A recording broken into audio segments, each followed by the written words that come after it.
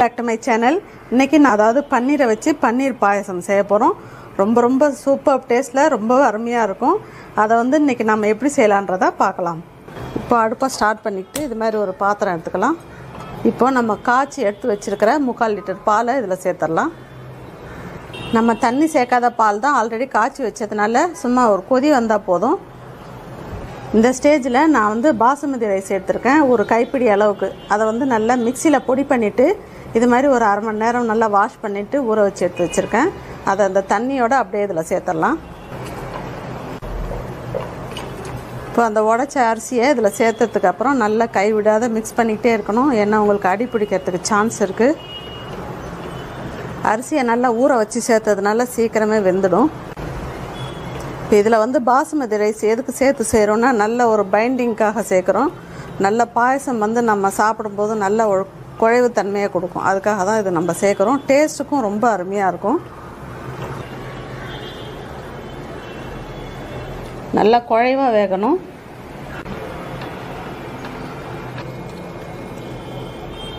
நல்லா இந்த மாதிரி குழைவாக வேகணும். அப்போ தான் உங்களுக்கு நல்லாயிருக்கும். பாயசம் வந்து நல்ல ஒரு குழைவாக டேஸ்ட்டாக இருக்கும். இப்போ அதுக்கு 100 கிராம் சுகர் எடுத்துருக்கேன். அதை இதில் சேர்த்துடலாம். நல்லா கொஞ்சம் சர்க்கரை கரைகிற வரைக்கும் கொஞ்சம் கொதிக்க விடலாம்.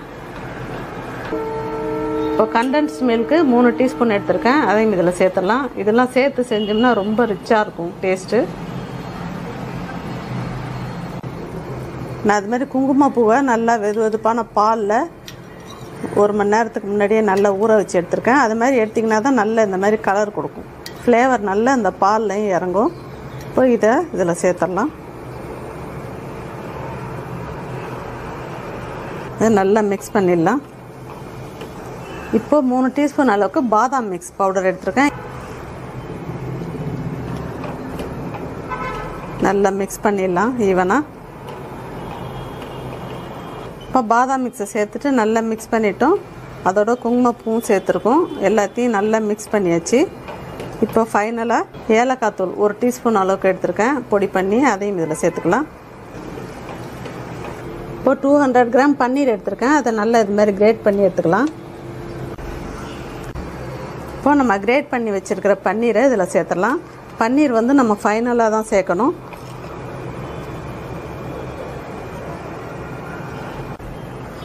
இப்போ நம்ம பன்னீரை சேர்த்துட்டு நல்லா மிக்ஸ் பண்ணிட்டுலாம்.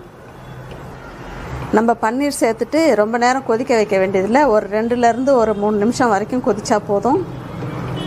இல்லைன்னா உங்களுக்கு பன்னீர் வந்து ரொம்ப ஹார்டாகிடும். 2 டீஸ்பூன் அளவுக்கு நெய் சேர்த்துருக்கேன். முந்திரி பருப்பும் பாதாமும் வறுத்து எடுத்துக்கலாம். இப்போ இது ஒரு 15 நம்பர் பாதாம் எடுத்துருக்கேன். இதுமாதிரி மெல்லிசாக கட் பண்ணி எடுத்து வச்சுருக்கேன். அதை இதில் சேர்த்துடலாம். அதே அளவில் முந்திரி பருப்பு எடுத்துருக்கேன். அதையும் இது மாதிரி பொடியாக கட் பண்ணி எடுத்து வச்சுருக்கேன். அதையும் இதில் சேர்த்துடலாம். இதுக்கு வந்து பொடியாக கட் பண்ணி சேர்த்தா தான் நல்லாயிருக்கும் இந்த பாயசத்துக்கு. நம்ம மீதி பாயசம்லாம் செய்யும்போது கொஞ்சம் நல்லா அப்படியே முழுசாகவே போடுவோம். இதுக்கு வந்து நம்ம பொடியாக போட்டால் தான் நம்ம சாப்பிடும்போது கிடைக்கும். நல்லாயிருக்கும் டேஸ்ட்டாக. ரொம்ப ப்ரௌனாக ஆகணும்னு அவசியம் இல்லை. லேசாக அப்படி வறுத்தா போதும். இப்போ இதை எடுத்து வச்சிடலாம்.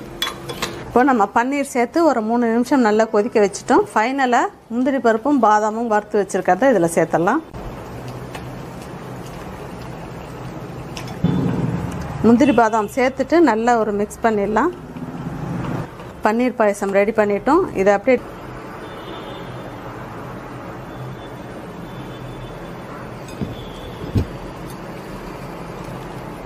கட்டாயம் இந்த ரெசிபியை செஞ்சு பார்த்துட்டு எப்படி வந்ததை கமெண்ட்ஸில் சொல்லுங்கள்.